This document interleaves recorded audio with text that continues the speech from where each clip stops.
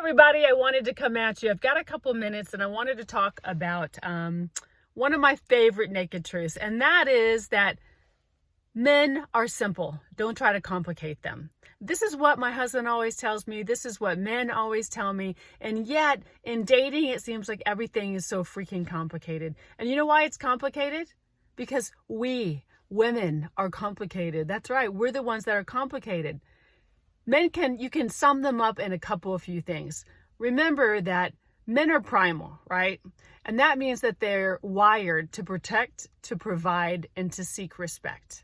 And I'm going to tell you right now, after dating for over 15 years and being married now for 15, one thing that I really realize is that while we women have a biological clock, you need to always, always remember that men have a financial clock.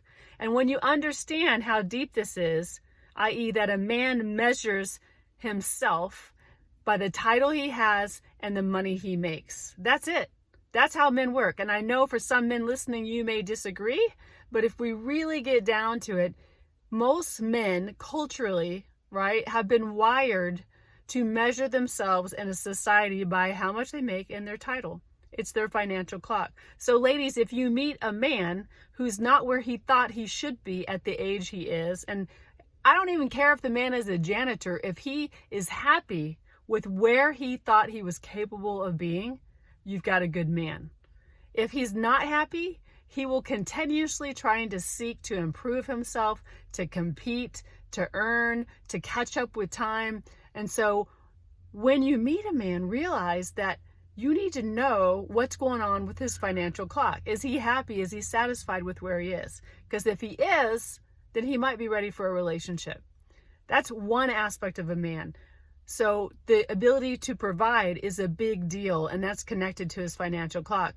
The second thing is that men really only need three things from you. They need, number one, your support. And what that means is whether you're in a dating relationship, whether you're in a long-term relationship, he needs your affirmation. Support comes through affirmation, comes through encouragement, comes through telling him that he's doing a great job, that he's providing in a good way, that you're happy with him and that you see his value. That is huge to a man. I don't care who you ask. That's huge. The second thing that all men need, we know what it is. Sex. Yes, sex. Everything.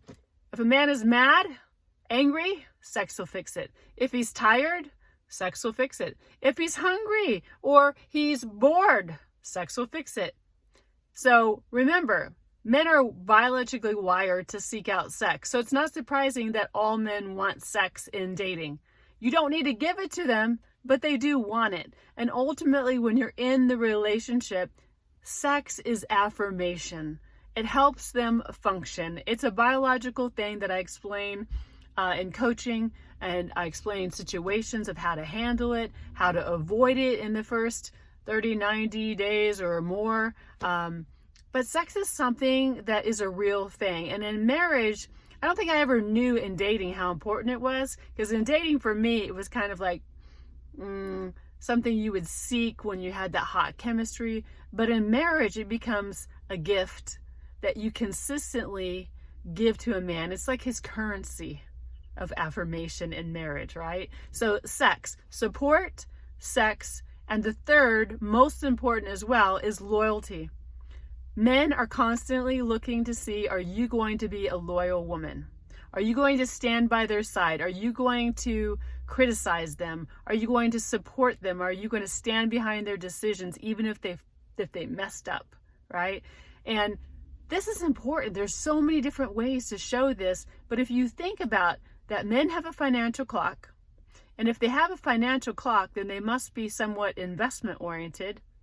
And if you think about them being investment oriented, then they're pretty simple. They're pretty much looking at how much do they have to give or do to get what they want.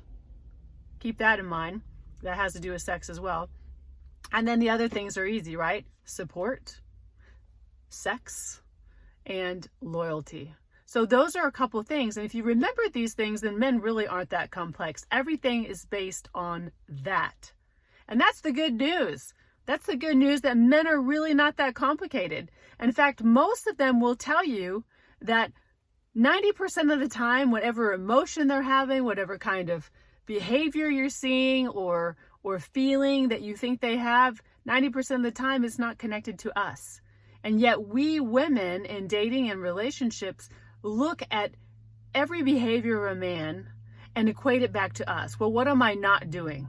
What am I not valuable enough for him to do XYZ? Am I not good enough? Am I not pretty enough to inspire him to want to do more, give more, serve more, say he loves me more, you name it, more, right? And the reality is that most of the time men have a single focus and they are not even thinking about what you think they're thinking about.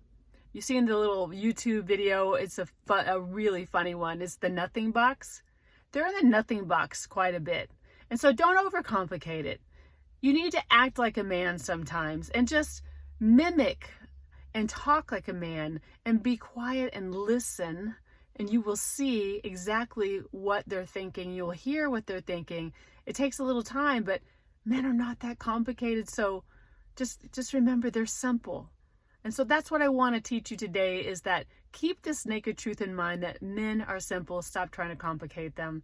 And if you want to hear more about that, please watch the video inside the Naked Truth book, and you'll see a video of the men talking about why they're not complicated even more. So I wanted to share that with you today. I hope you're having an awesome day. I got to get going. See ya.